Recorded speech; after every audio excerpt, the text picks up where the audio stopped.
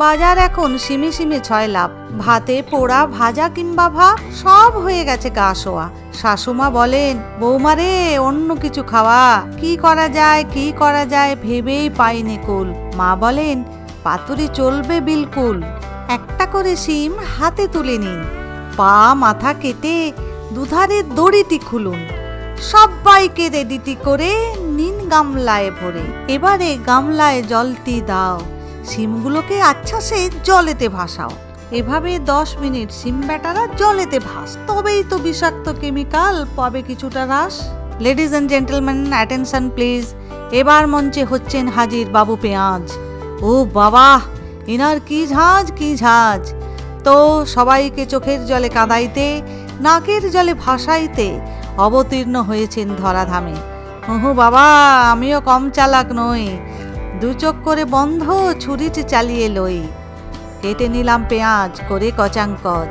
এবারে আসুন গো টমাটো বাবু, ছুরি দেখে কি হলেন কিঞ্চিত কাবু। তাকে বলি, ভয় পেও না, তোমায় আমি মারবো না, শুধু কতকগুলো স্লাইস আমি করে নেব বার। আসুন গো ধনে পাতার গাছ, ছুরি বাবুদের সঙ্গে দেখান একটি নাচ। এবারে কাঁচা লঙ্কার এলো পালা।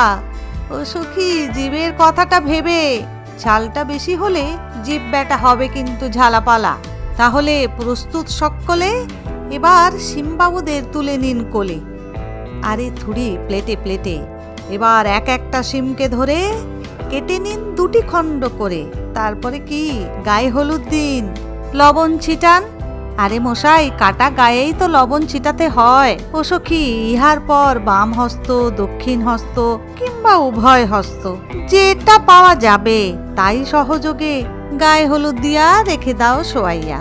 অতঃপর গ্যাসবাবুর শরণাপন্ন হইয়া লাইটার বাবুর সহায়তায় ওভেনটিতে আগুন দিয়া প্যানটি দিলাম বসাইয়া। দিতে হবে প্রথমে 2 চামচ সরিষার তেল। আরে বাবা, এনেই তো দেখাবেন আসল খেল। দিয়ে দিন 1/2 চা চামচ জিরাটি কালো। কয়েক সেকেন্ড পরে সেন্টটি ছড়ান কিন্তু ভালো। যেই না কালো জিরার গন্ধ লাগিল নাকে, শিমবাবুরা কড়াইতে নেবে গেলেন ঝাঁকে ঝাঁকে। খুন্তিটি দিয়ে বেশ কিছুক্ষণ ধরে সবাইকে বেশ উথল পুথল দিলাম করে। মিনিট 2 পরে কড়াধামে অবতীর্ণ পেঁয়াজের কুচি। খুন্তি ব্যাটার সাথে কিছুক্ষণ ইহারাও করে নিক নাচানাচি। যখনই সানট্যান মানে ওভেন ট্যান দেখা দেবে শিমেদের গাত্রে, তখনই প্যান থেকে তুলে নিন পাত্রে। আরে বাবা, সূর্য থেকে যদি সানট্যান হয় তবে ওভেন থেকে কেন ওভেন ট্যান নয়? ঠিক বলেন কিনা? এরা হাওয়া বাতাস খেয়ে খেয়ে জুড়িয়ে নিক শরীর, ততক্ষণে করে নেই আমি অন্য তদবির। ওই শোনো, ডাকিতেছে শীল নোড়া, বলিতেছে যেন বাপু হে করো তরা। পড়িল শিলের ঘাড়ে 1 চা চামচ পোস্ত, ও দাদা পিছু পিছু এলো সমমাপের সরিষাটি সাদা, আর 1/2 চা চামচ সরষেটি কালো। এলো 2টি কাঁচা লঙ্কা, সঙ্গে 1 চিমটি নুন দিলেই ভালো। আয় তবে নোড়া, ভাঙ এদের দাঁতের গোড়া। আরে মশাই, জলটি দিয়ে মশলাটি নিন পিষিয়ে। মশলাটি হয়ে গেলে বাটা তুলে নিন বাটিতে বা ঘটিতে। আরে মশাই, যেটাতে সুবিধে সেটাতেই নিন। শিমবাবুরা হয়েছেন শীতল এতক্ষণে, তবে আর কি বাটা মশলার প্রলেপ লাগান সবার বদনে। বুঝে শুনে দিয়ে দিন নুন ঠিক পরিমাণ, তবে নুনে পোড়া খেতে চাইলে মাপের নেই কোনো প্রয়োজন। হলুদ দাদাটিকে এবার আসরে নামাই। আর চিনি সোনা, তুমি থাকলে চিন্তাটি কিছু নাই, শিমবাবুদের টেস্ট হয়ে যাবে একেবারে বেস্ট।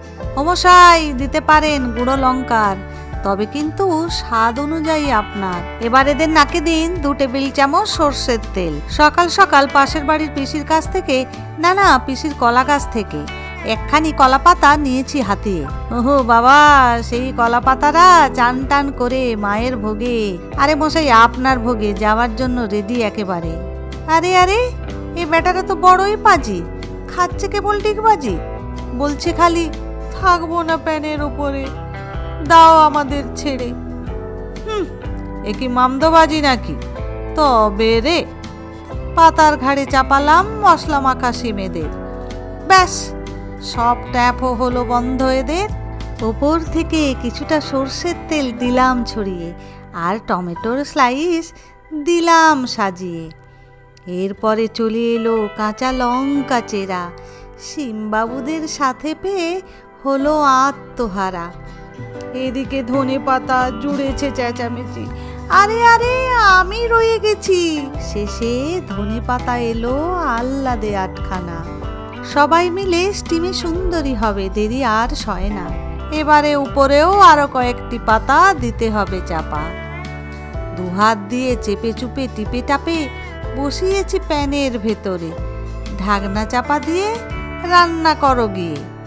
মিনিট 20 পরে ঢাকনা খুলে চেকিং। ওহো, কি সুন্দর দেখতে হইং। এবারে প্লেটের উপরে টেকিং। সবাই যে তাপেও চাপে সুন্দরী হয়ে উঠেছে সেজে। দেখেই ব্যস্ত দক্ষিণ হস্ত, তাড়াতাড়ি লেগে যাবে কাজে। বাই দ্য ওয়ে, আমি শ্রাবন্তী, তোমরা দেখছিলে কিচেন ক্যানভাস। আজকের রেসিপিটি যদি ভালো লেগে থাকে প্লিজ একটা লাইক করে দিও। এই ধরনের স্বাস্থ্যকর রেসিপি পাওয়ার জন্য সবাই প্লিজ আমার চ্যানেলটিকে সাবস্ক্রাইব করে দিও। সবাই ভালো থাকো, সুস্থ থাকো। সবাইকে অনেক অনেক ধন্যবাদ।